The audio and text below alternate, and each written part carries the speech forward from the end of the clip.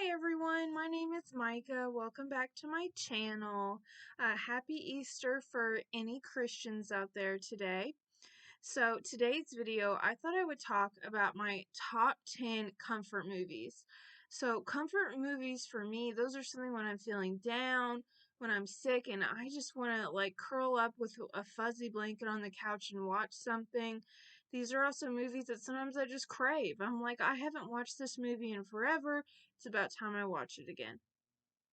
So these are my top 10 comfort movies. Spoilers, obviously, for any of these movies. If there's a movie you're wanting to see and you see it come on the list, maybe skip that part. But I will be talking in depth about the plot and just why I love the movie. Also, I'm going to be grouping entire franchises together. Like, I won't have number 8 is, Marvel movie number 1. Number 7 is Marvel movie number 2. Nothing like that. I'm going to lump them in together. So technically this is a bunch more than 10 movies, but I am going to lump franchises in as the same. Alright, here we go. So number 10 is Operation Finale.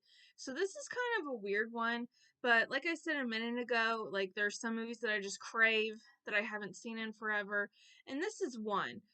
So Operation Finale, the premise of it is based on a true story.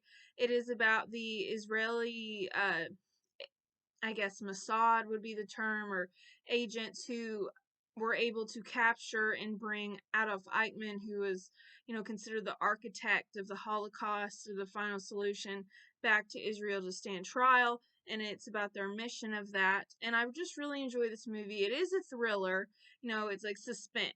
Like there are some really heart-pounding moments, and usually that's not what people associate with comfort movies, but it really has some really important talking points of it. It's cathartic because the main character, his name is Peter, who's played by Oscar Isaac. Probably another reason why I love this movie is he's a great actor. He lost someone in the Holocaust. He lost his sister and his nieces and nephews, and the movie focuses on capturing Adolf Eichmann, but it also focuses on his healing process, and that is really comforting to me, is seeing him confront his grief and be able to, confront it and heal from it. So that is a really great movie. Ben Kingsley plays Adolf Eichmann, so it's a really fantastic cast. And, it just, if you like, World War II movies, if things with the Holocaust interest you, this is a very interesting one because Peter Malkin, he talks with Adolf Eichmann a lot. And so it's really interesting to see those conversations. So that's number 10. Number 9 is The Rescuers, okay, and this is one of those franchises, so The Rescuers 1 and 2. The second one, I think, is called The Rescuers Down Under, but The Rescuers, the premise is it's a Disney movie, so animals are the main character, they can talk, they wear little clothes, and it's like they have this society that they run from the United Nations building, and they go help people. And in the first movie, there's two mice, Bianca is the girl mouse, excuse me. And, man, I can't remember the name of the boy mouse right now. But anyway, so they team up to save this little girl who has basically been kidnapped from an orphanage and is working to try to find this rare diamond. And it's just a cute little movie, and I really like the animation of it. I'm not the biggest fan of a lot of animated movies nowadays, but I just love the artistic style. When I was a kid, the second one, this is where they go to try to rescue a boy from poachers in Australia. I've watched that on repeat, but as an adult, I find the first one a lot more comforting. I like the voices, they're kind of soft in a way, they're comforting. Like I said, the artistry is really pretty and the music is soothing. So I really like those movies. Number 8 is The Muppets, and that is any Muppet movie. So I love The Muppets. These are actually really kind of funny, quirky movies, and it seems like in every Muppet movie, they go hard on the acting. Like me and my friend just rewatched Muppets Treasure Island, and all like the human actors in there, they go hard. Like those are like, this is a Muppet movie, but they're giving like Oscar worthy performances. So I love the Muppets. Treasure Island's probably my favorite. I do watch the Christmas Carol one all year, even if it's not Christmas. And I like the Great Muppet Caper as well. I love them all. The newer one with like Jason Segel a couple years ago, that's not my favorite. I don't rewatch that one as much, but it's pretty good. They're funny movies. I love Gonzo. Miss Piggy is queen. She's a badass. Love her. So, number 7 would be the Guernsey Literary and Potato Peel Pie Society. This movie is based off a book. I was thinking maybe in the future doing a video comparing the book and the movie. But the premise of this, it's about a year after World War II ends, and there's an author. Her name is Juliet, and she gets this letter from this man named Dawsey Adams from the island of Guernsey, and he requests that she send a book to him, and he tells her this story about how they had this book club during the Nazi occupation of the island of Guernsey, and she really just thinks it's awesome, and she goes to visit them, and the members of the club are a little bit colder to her than she thought, and she kind of starts researching how life really was during the Nazi occupation. And there's a love interest, and this is a great movie for people who love books, because it talks about how books connect us. And sometimes when we meet people or places, like I'm sure a lot of us all have a place that maybe we don't live there, but when we go there, we feel like we're drawn to it, like we connect with it. And she feels that when she goes to Guernsey. So it's really a beautiful movie. If you love books and you just love stories about people who appreciate literature, this is a really good one for you. And it is a Netflix original movie, so you can find it there. All right, number 6 is Leap Year. For Leap Year and the Guernsey Literary and Potato Peel Pie Society, these are my repeats, I would say. I used to be a teacher full time, and on Sundays, that was lesson planning and grading day, so I always had things on in the background. And the Guernsey Literary and Leap Year were always repeats. Like I would watch Leap Year, then Guernsey, and then a couple others. But Leap Year, the premise is it's a leap year, and this woman, she is in a relationship. She's been with this guy for forever. She's wanting him to propose, but he just won't. And she sees this tradition in Ireland where on leap year, women can propose to men. Fun fact, women can propose to men any day of the year. It doesn't matter, but that's actually how I proposed to my husband. Um, but her boyfriend is going to this medical conference in Ireland, so she's like, this is great. I'm going to show up and I'm going to propose to him. But of course, everything goes wrong.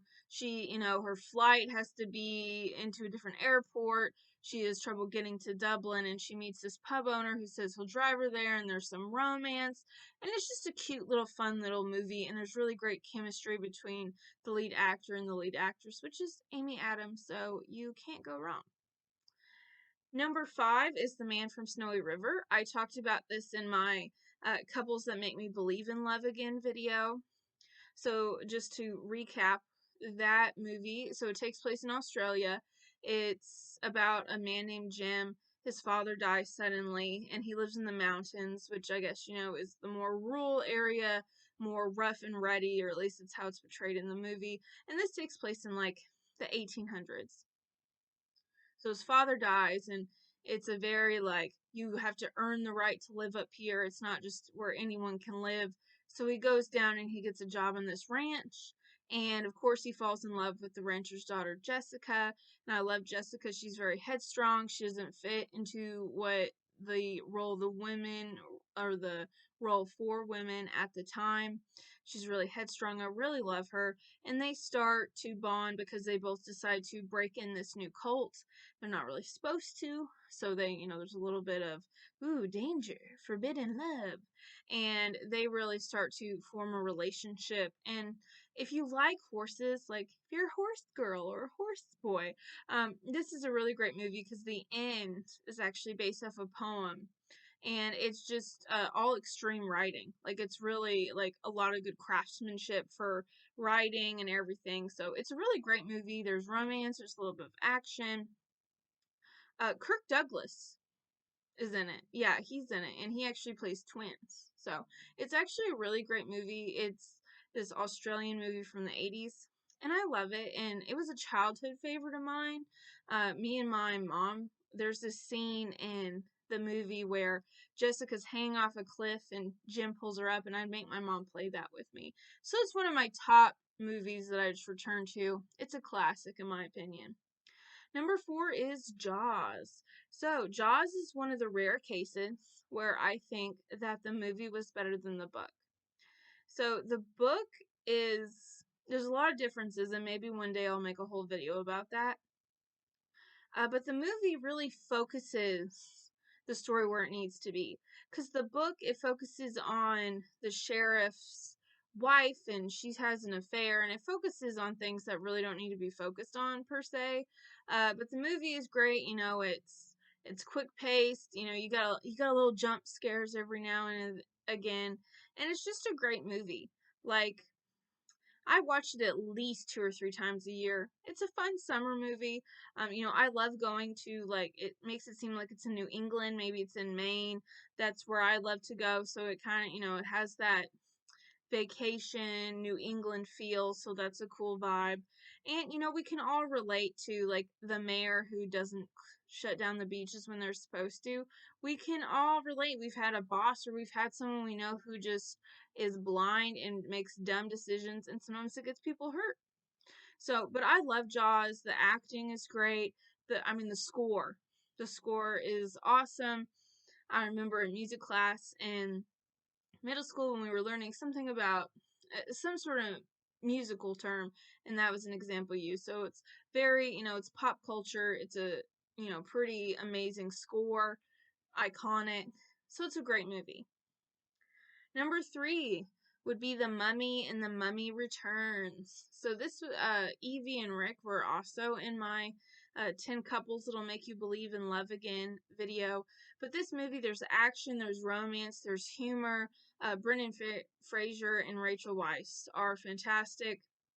And, all of the characters are easy to fall in love with, and I see memes on this all the time that it's a bisexual's dream, and it really is. So there's Rick, Evie, Ardith Bay, beautiful. Jonathan, you know what? Even though he doesn't have his life together, there's something appealing about him. I go for him. I mean, even Imhotep and Nox to the Moon got something going on. So it's fabulous. I mean, you're on the wrong side of the river. Iconic. So those are really fantastic movies. I don't fuck with the third one though. I'm just too much of a fangirl of Rachel Weisz to portray her like that. I did see it in theaters, but I was in high school. What did I know? What did I know? But that's one of my favorite movies, and yeah, that's definitely one of the ones that I crave. I'm like, okay, it's probably been about 6 months since I've seen this movie. Let's watch it. Number 2 is Jurassic Park, and this is the original. It's not the one with Chris Pratt. This is Jurassic Park. I only really watched the first one, and I just love, first of all, Jeff Goldblum is just fantastic. How he is chaos, and how they, kind of switch the role. Instead of the woman being injured and laying open and looking all sexy, they have Jeff Goldblum doing that. So I like that they flipped the script. The animatronics and everything, pretty good. Like, it holds up, because it's, 30 years old now. It holds up. The score is good. You see all those memes about people kind of making fun of the score, but it's really good. The acting is fantastic. Um, there's so many quotable lines, like "clever girl." I mean, who doesn't quote that on a daily? And then number 1, this would be The Lord of the Rings / The Hobbit.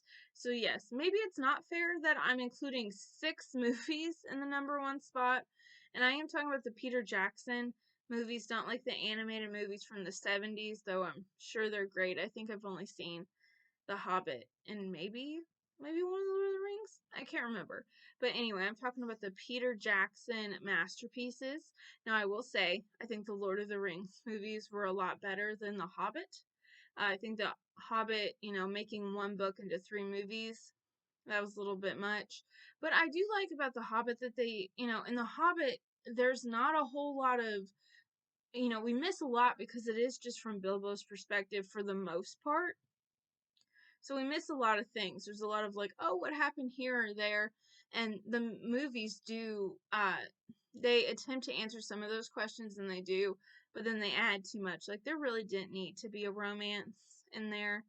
Um, because even in Lord of the Rings, I mean, there is the romance between Aragorn and Arwen, but it's not like the focus. Like, it's more natural, and the Keeley and Tariel romance just seemed a little bit forced. But can we all agree, though? Like, everyone ships Thorin and Bilbo. 10 out of 10. Couple that should have ended up together. That's the saddest part. But these movies, and I mean, these are for comfort movies, these are a commitment because, like, if you, and I only watch the extended editions, call me bougie, whatever. But I mean, the second Lord of the Rings movie is like almost, it's like 4.5 hours long. But they're just so amazing. The characters, they just fill you with love, and, there's tension, there's the fighting, and, like the relationships between Sam and Frodo. That's just beautiful. And these are classic movies, and like, Ian McKellen as Gandalf. I mean, that's iconic. Like, these are, I mean, I saw these movies in theaters, and it's just, they're classics, and they make you appreciate, the goodness in life, and they have so many just great quotes and things to live by, and, I mean, watching Samwise Gamgee, how can you be sad after that? Okay, so these were my 10 favorite comfort movies of all time. These are movies that just make me, when I'm having a rough time, or my brain is fried from the week and I just want to watch something, but I don't want to pay too much attention. I just want to feel relaxed. These are my go-to movies, and I hope you all enjoyed this. And if you guys want to comment your favorite comfort movies, let me know, and I'd be happy to find a new comfort movie. All right, everyone, have a great day. Bye.